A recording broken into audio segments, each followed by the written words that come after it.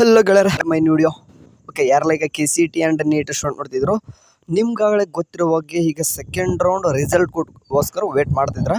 And ಅದೇ ತಕ್ಕನಂಗೆ colleges ಕೂಡ start ಆಗ್ತಿದ್ದಾವೆ. ನಾಳೆ ತಾರೀಕು ಅಂತಂದರೆ ಗೊತ್ತಿರೋ ಹಾಗೆ ತಾರೀಕು 17/9/2024 ಏನಿದೆ VTU ಅಂತಂದರೆ ಇಂಜಿನಿಯರಿಂಗ್ ಕಾಲೇಜಸ್ ಎಲ್ಲನೂ ಕೂಡ VTU ಅಂಡರ್ ಬರುವಂಥ ಎಲ್ಲ ಕಾಲೇಜಸ್ ಕೂಡ ಏನಾಗ್ತಿದ್ದಾವೆ, ಸ್ಟಾರ್ಟ್ಸ್ ಆಗ್ತಾ ಇದ್ದಾವೆ. ಓಕೆ, ಸೊ ಇದ್ರ ತಕ್ಕನಂಗೆ ಮಾತಾಡೋದಂತಂದರೆ ಎಷ್ಟು ಹುಡುಗರು ಕೇಳ್ತಿದ್ದಾರೆ, ರಿಸಲ್ಟ್ ಇವತ್ತು ನಿನ್ನೆ ಮೊನ್ನೆ 3 ದಿನವೂ ಕೂಡ ಕಂಟಿನ್ಯೂಸ್ ಆಗಿ ಅಪ್ಡೇಟ್ ನೋಡ್ತಿದ್ದಾರೆ, ಏನಾದರೂ ಬರ್ತಂತಂದು. ಬಟ್ ಕೆದಲ್ಲಿ ಅಟ್ಲೀಸ್ಟ್ ಒಂದು ಏನು ಕೂಡ ನೋಟಿಫಿಕೇಷನ್ ಕೂಡ ಬಂದಿಲ್ಲ. ಏನಕ್ಕಪ್ಪ ಅಂತಂದರೆ ಹಾಲಿಡೇಸ್. ಓಕೆ, ಹಾಲಿಡೇಸ್, ಒಂದು ಸೆಕೆಂಡ್ ಸ್ಯಾಟರ್ಡೇ, ಒಂದು ಸಂಡೇ ಆ್ಯಂಡ್ ಇವತ್ತು ಈದ್ ಮೇಲಾದ. ಸೊ 3 ರಜೆ ಕಂಟಿನ್ಯೂಸ್ ಆಗಿ ಬಂದಿರೋ ಕಾರಣ ಕೆದವರು ಯಾವುದೇ ಥರನಾದ ಅಪ್ಡೇಟ್ ಮಾಡಿಲ್ಲ. ಬಟ್ ಈ ಹಿಂದೆ ನಾನು ನೋಡಿರೋ ಪ್ರಕಾರ ಎಲ್ಲ ರಜೆಗಳು ಇದ್ದಾಗೂ ಕೂಡ ಕೆದವ್ರು ಆ್ಯಕ್ಟಿವ್ ಇದ್ದರು. ಬಟ್ ಇಲ್ಲಿ ಏನು ಅಟ್ಲೀಸ್ಟ್ ಒಂದು ನೋಟಿಫಿಕೇಷನ್ ಕೂಡ ಮಾಡಿಲ್ಲ. ಸರಿ ಇರಲಿ, ನಾಳೆ ಏನಾದರೂ ಅಟ್ಲೀಸ್ಟ್ ಏನಾದರೂ ಬಿಡ್ತಾರೆ ಅನ್ನೋದು ಮಾತಾಡೋದಂತಂದರೆ ನಾಳೆ ರಿಸಲ್ಟ್ ಬರುತ್ತಾ ಫಸ್ಟ್ ಆಫ್ ಆಲ್. ಓಕೆ, ಇದ್ರ ಬಗ್ಗೆ ಮಾತಾಡಿ. ಇಷ್ಟೊತ್ತು ರಿಸಲ್ಟ್ ಬರಬೇಕಾಗಿದ್ರೆ ಇಷ್ಟೊತ್ತಿಗೆ ಬರ್ತಿತ್ತು. ಓಕೆ, ಖಂಡಿತ ಬರ್ತಿತ್ತು. ಏನಕ್ಕೆ ಡಿಲೇ ಮಾಡ್ತಿದ್ದಾರೆ? ನಾನು ಎಲ್ಲ ವಿಡಿಯೋದಲ್ಲಿ ಹೇಳ್ತಿದ್ದೀನಿ, ಇತ್ತೀಚೆಗೆ ರೀಸೆಂಟಾಗಿ 4 to 5 ಡೇಸಲ್ಲಿ MCC ಕೌನ್ಸ್ಲಿಂಗ್ಗೋಸ್ಕರ ಮಾಡ್ತಿರಬಹುದು ಅಂತ ಹೇಳ್ತಿದ್ದೀನಿ. ಅದಕ್ಕೋಸ್ಕರ ಮಾಡ್ತಿದ್ದಾರೆ ಅಂತ ಹೇಳ್ತಿಲ್ಲ, ಮಾಡ್ತಿರಬಹುದು ಅದಕ್ಕೋಸ್ಕರ. ಆ್ಯಂಡ್ ಇನ್ನೊಂದು, ಈಗ ಅದ್ರ ತಕ್ಕನಂಗೆ ಮತ್ತು ನಾಳೆ ಅಟ್ಲೀಸ್ಟ್ ನೋಟಿಫೈ ಆದರೂ ಮಾಡಬೇಕಪ್ಪ ಕೆದವರು. ಯಾಕಂತಂದರೆ ಡೇಟು ನಾಳೆ 17 ಅಂತಂದರೆ MCC ಕೌನ್ಸ್ಲಿಂಗ್ ರಿಸಲ್ಟ್ 19ನೇ ತಾರೀಕು. ಹೋಗಲಿ, 19ಗೆ ರಿಸಲ್ಟ್ ಬಂದರೂ ಪರವಾಗಿಲ್ಲ. ಬಟ್ ಅಟ್ಲೀಸ್ಟ್ ನಾಳೆ ಏನಾದರೂ ನೋಟಿಫಿಕೇಷನ್ ಮಾಡಬೇಕು, ಒಂದು ಸರ್ಕ್ಯುಲರ್ ಬಿಡಬೇಕು. ಇಲ್ಲ ಈ ರೀತಿ ಸ್ವಲ್ಪ ಡಿಲೇ ಮಾಡ್ತಿದ್ವಿ, ಒಂದು 19 ಅಥವಾ 20ನೇ ತಾರೀಕು ರಿಸಲ್ಟ್ ಬಿಡ್ತೀವಿ ಅನ್ನೋದೊಂದು ಮಾಡಿದರೆ ಎಲ್ಲ ಸ್ಟೂಡೆಂಟ್ಸ್ಗೂ ಸ್ವಲ್ಪ ಹೆಲ್ಪ್ ಆಗುತ್ತೆ. ಓಕೆ, ನೀವು ಸಾಯಂಕಾಲ 6 ಗಂಟೆ ತನಕ ಇರುವಂಥ ಆಪ್ಷನ್ ಇಟ್ಟರೆ 2 ಗಂಟೆಗೆ ಕ್ಲೋಸ್ ಮಾಡಿ, ಅದೇ ಲಾಸ್ಟ್. ಮತ್ತೇನು ಅಪ್ಡೇಟ್ ಕೂಡ ಬಂದಿಲ್ಲ. ಓಕೆ, ಅದೇ ಲಾಸ್ಟ್ ಅನ್ಕೊತೀನಿ. ಈ ರೀತಿ ಮುಚ್ತೀವಿ, ನೆಕ್ಸ್ಟ್ ನೋಡ್ಕೊತೀರಿ, ಅಪ್ಡೇಟ್ ಮಾಡ್ತೀವಿ ಅಂತ ಹೇಳಿ 3 ದಿನ ಆದರೂ ಕೂಡ ಏನು ಅಪ್ಡೇಟ್ ಮಾಡಿಲ್ಲ ಅಂತಂದರೆ ಸ್ಟೂಡೆಂಟ್ಸ್ ಸ್ವಲ್ಪ ಗೊಂದಲ ಆಗುತ್ತೆ. ಆ್ಯಂಡ್ ಫೋನ್ ಕಾಲ್ ಮಾಡಿದರೂ ಕೂಡ ಅವರು ಸರಿಯಾಗಿ ಆನ್ಸರ್ ಮಾಡಿಲ್ಲ.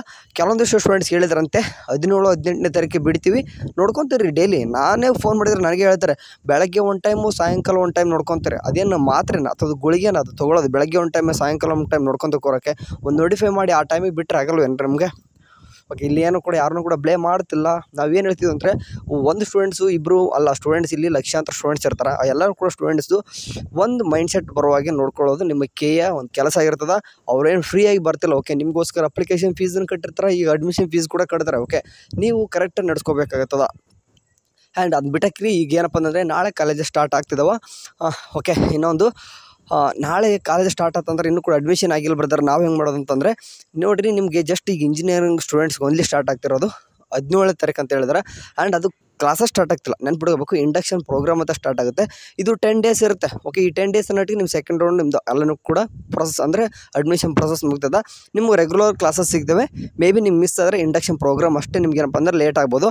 ಆ್ಯಂಡ್ ಇನ್ನೊಂದು ಸಾಧ್ಯತೆ ಏನು ಜಾಸ್ತಿ ಇದೆ ಅಂತಂದರೆ, ರಿವೈಸ್ಡ್ ಆಗಿ ಮೇ ಬಿ ಇನ್ನೊಂದು ಶೆಡ್ಯೂಲ್ ಬರ್ಬೋದು ನಿಮಗೆ. ಯಾರಪ್ಪ ಅಂತಂದರೆ ಈ ವರ್ಷ ಅಂತಂದರೆ ಈಗ ಹೊಸ್ದಾಗಿ ಏನು ಬಿಟ್ಟಿದ್ರು ನೋಡ್ರಿ, ಇಂಡಕ್ಷನ್ ಪ್ರೋಗ್ರಾಮ್ ಇಲ್ಲಿಂದ ಇಲ್ಲಿವರೆಗೂ, ಆ್ಯಂಡ್ ಥಿಯರಿ ಕ್ಲಾಸಸ್ ಇಲ್ಲಿಂದ ಇಲ್ಲಿವರೆಗೂ, ಪ್ರಾಕ್ಟಿಕಲ್ ಎಕ್ಸಾಮ್ ಇವಾಗ ಏನಂತ ಬಿಟ್ಟಿದ್ರು VTU ಕಡೆಯಿಂದ, ಅದನ್ನು ಸ್ವಲ್ಪ ಚೇಂಜಸ್ ಮಾಡಬಹುದು, ಮಾಡ್ದೇನು ಇರ್ಬೋದು. ಓಕೆ, ಮಾಡದೇ ಇದ್ರೂ ಕೂಡ ಏನು ತೊಂದರೆ ಆಗೋದಿಲ್ಲ. ಏನು ಮಿಸ್ ಆಗುತ್ತಪ್ಪ ಅಂತಂದರೆ, ಈಗ ಸೆಕೆಂಡ್ ರೌಂಡ್ ಬರೋ ಸ್ಟೂಡೆಂಟ್ಸ್ಗೆ ನಿಮಗೆ ಅದು ಕ್ಲಾಸಸ್ ಎಲ್ಲ ಕರೆಕ್ಟ್ ನಿಮಗೆ ಕ್ಯಾರಿ ಆಗ್ತವೆ. ಬಟ್ ಇಂಡಕ್ಷನ್ ಪ್ರೋಗ್ರಾಮ್ ಅಷ್ಟೇ ಮಿಸ್ ಆಗಿ. ಇಂಡಕ್ಷನ್ ಪ್ರೋಗ್ರಾಮ್ ಅಂದರೆ ನಿಮ್ಗೇನು ಕ್ಲಾಸಸ್ ಮಾಡಲ್ಲ ರೀ, ನೀವು ಜಸ್ಟ್ ಯಾವ ರೀತಿ ಏನೇನೆಲ್ಲ ಮಾಡಿದ್ರಿ ಈ ಹಿಂದೆ ಅದು ನಿಮ್ಮ ಅಸೆಸ್ ಮಾಡೋಕ್ಕೆ ಸ್ವಲ್ಪ ಒಂದು 10 ಡೇಸ್ ಇರ್ತದೆ. ಇಂಡಕ್ಷನ್ ಪ್ರೋಗ್ರಾಮ್ ಬಗ್ಗೆ ಅಷ್ಟೊಂದು ತಲೆ ಕೆಡಿಸ್ಕೊಳ್ಬೇಡ್ರಿ. ಯಾರೆಲ್ಲ ಫಸ್ಟ್ ರೌಂಡ್ ಅಡ್ಮಿಷನ್ ಮಾಡ್ಕೊಂಡಿದ್ದಾರೆ ನೀವು ಹೋಗಿ. ಓಕೆ, ನಾಳೆಯಿಂದ ಹೋಗಿ. ಬಟ್ ನಿಮ್ಗೆ ನಾಳೆ ಗ್ರೂಪ್ ಮಾಡಿರ್ತಾರೆ ಅನ್ಕೊಂಡಿರ್ತೀನಿ. ಈಗಾಗಲೇ ನಾಳೆ ಎಲ್ಲನೂ ಕೂಡ ರೆಡಿ ಮಾಡ್ಕೊಂಡಿರ್ತಾರೆ. ಅಷ್ಟು ನಾನು ಒಂದೆರಡು ಕಾಲೇಜಲ್ಲಿ ಕಾಲ್ ಮಾಡಿ ಕೇಳಿದೆ, ನಮ್ಮ ಕಾಲೇಜಲ್ಲಿ ಇಂಡಕ್ಷನ್ ಪ್ರೋಗ್ರಾಮ್ ಎಲ್ಲನೂ ಕೂಡ ರೆಡಿ ಮಾಡ್ಕೊಂಡಿದ್ದಾರೆ, ಒಂಥರ ಏನೋ ಪ್ರೋಗ್ರಾಮ್ ಮಾಡ್ತಿದ್ದಾರೆ ಅಂತ ಹೇಳಿದ್ರು. ಸರಿ, ಅವರೆಲ್ಲ ಮಾಡ್ಕೊಳ್ಳಿ. ಈ ವರ್ಷದ ಪ್ರೋಗ್ರಾಮ್ ಅಷ್ಟೇ ಮಿಸ್ ಆಗುತ್ತೆ. ನೆಕ್ಸ್ಟ್ ಇಯರಿಂದ ಯಥಾ ಪ್ರಕಾರ ನಿಮ್ಗೆ ನಡೀತದೆ, ಹೋಗ್ಬೋದು. ಆ್ಯಂಡ್ ಕೊನೆಗೆ ಈಗ ಇಂಜಿನಿಯರ್ ಸ್ಟೂಡೆಂಟ್ಸ್ ಬಗ್ಗೆ ಅಂತೂ ಗೊತ್ತಾಯಿತು. ಈಗ 17ನೇ ತಾರೀಕು ನಾಳೆಯಿಂದ ಇಂಡಕ್ಷನ್ ಪ್ರೋಗ್ರಾಮ್ ಇದೆ.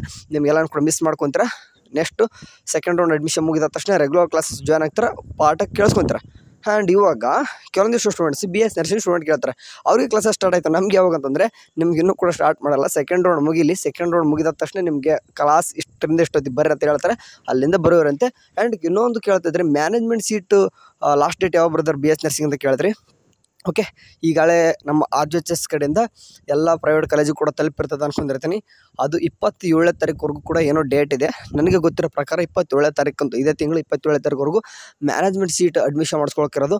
ಅದಾದ ನಂತರ ಮ್ಯಾನೇಜ್ಮೆಂಟ್ ಸೀಟಲ್ಲೂ ಕೂಡ ಅಡ್ಮಿಷನ್ ತೊಗೊಳ್ಳಲ್ಲ, ಅದೊಂದು ನೆನ್ಪಿಡ್ಕೋಬೇಕು, ತಲೆಯಲ್ಲಿರಲಿ.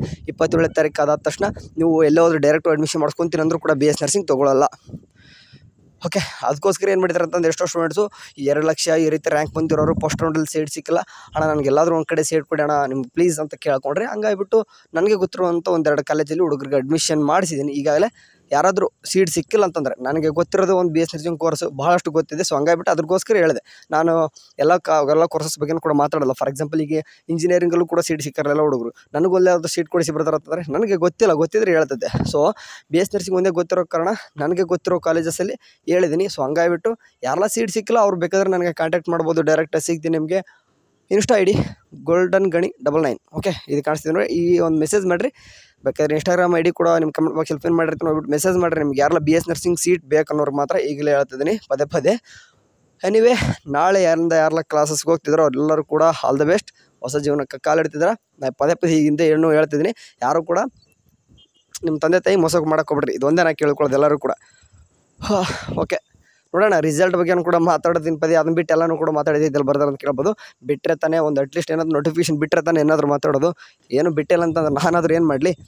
ಓಕೆ, ಏನಾದರೂ ಟ್ವಿಟ್ರಲ್ಲೂ ಕೂಡ ಏನೂ ಬಂದಿಲ್ಲ. ಓಕೆ, ಟ್ವಿಟ್ರಲ್ಲೂ ಏನು ಬಂದಿಲ್ಲ, ವೆಬ್ಸೈಟಲ್ಲೂ ಕೂಡ ಏನೂ ಇಲ್ಲ. ಓಕೆ, ಕಾಣಿಸ್ತಿದೆ ಅನ್ಕೊಂತೀನಿ, ಏನು ಕೂಡ ಬಂದಿಲ್ಲ. ಅದೇ ಈಗ UGC 2024 ಇಂಜಿನಿಯರಿಂಗ್ ಮ್ಯಾನೇಜ್ಮೆಂಟ್ ಸರೆಂಡರ್ ಸೀಟ್ಗಳು ಅಂತ ಬಿಟ್ಟರೆ ಯಾವುದೇ ರೀತಿ ನೋಟಿಫಿಕೇಶನ್ ಬಂದಿಲ್ಲ. ನಾಳೆ ಅಂತಂದ್ರೆ ವರ್ಕಿಂಗ್ ಡೇಸ್ ಇರ್ತವೆ. ನಾಳೆ ಏನಾದರೂ ಬಿಡ್ತಾರೆ ಅನ್ಕೊಂಡಿರ್ತೀನಿ. ನೋಡೋಣ, ಅಟ್ಲೀಸ್ಟ್ ಕಾಲ್ ಮಾಡಿ ಆದರೂ ಕೇಳೋಣ ನಾಳೆ ಒಂದು ಟೈಮ್.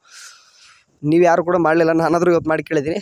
ಸರಿ, ಏನಾದರೂ ಬಂದರೆ ಡೌಟ್ಸ್ ಇದ್ದರೆ ಕಮೆಂಟ್ ಸೆಕ್ಷನ್ ಹಾಕಿ ಆನ್ಸರ್ ಮಾಡೋವಂಥ ಪ್ರಯತ್ನ ಮಾಡ್ತೀನಿ. ಎಲ್ಲರೂ ಚೆನ್ನಾಗಿ ನೋಡ್ತಾರೆ. ಟೇಕ್ ಕೇರ್, ಬಾಯ್.